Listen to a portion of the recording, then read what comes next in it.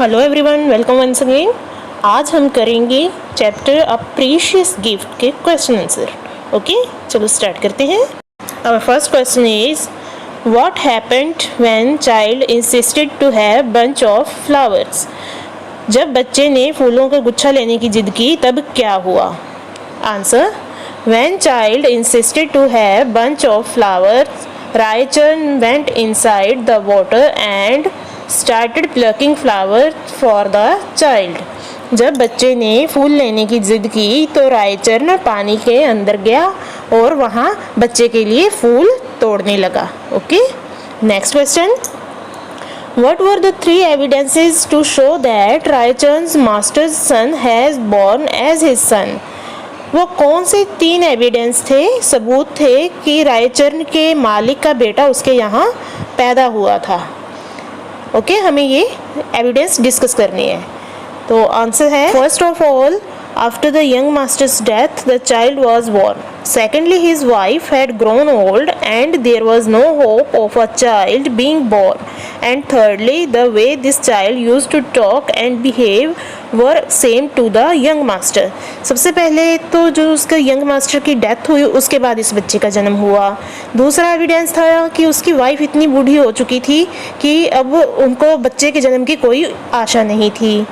Third है कि उस बच्चे का बिहेवियर और उसका बात करने का तरीका बिल्कुल यंग मास्टर बिल्कुल छोटे मालिक से मिलते थे, इसलिए उसको लगता था कि ये उसके छोटे मालिक का ही पुनर्जन्म है।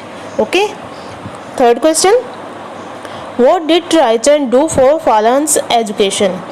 रायचरण ने फालन की एजुकेशन के लिए क्या किया? Answer, for Phalan's education, Raicharan sold off his land and settled down in Calcutta। तो फालन की एजुकेशन के लिए रायचरण ने अपनी जो ज़मीन थी वो बेच दी और कलकत्ता में आके रहने लगा। Next question, What happened when Phalan turned 12? जब Phalan 12 वर्ष का हो गया तब क्या हुआ? Answer, when Phalan turned 12, he was always found looking at a mirror and taking care of his hair। जब फालन 12 वर्ष का हो गया तो वो हमेशा आईने में देखता रहता और अपने बाल संवारता रहता। Okay, question number 5, how Phailna reacted when he got to know he was son of a wealthy father. जब फालन को ये पता चला कि वो एक अमीर पिता का पुत्र है तो उसने कैसे रिएक्ट किया?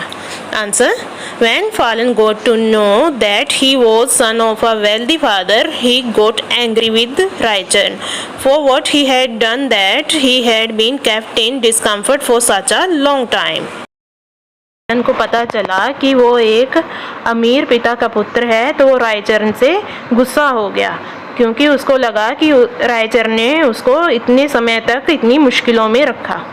Okay, last question, why did the pension not reach to Raicharan?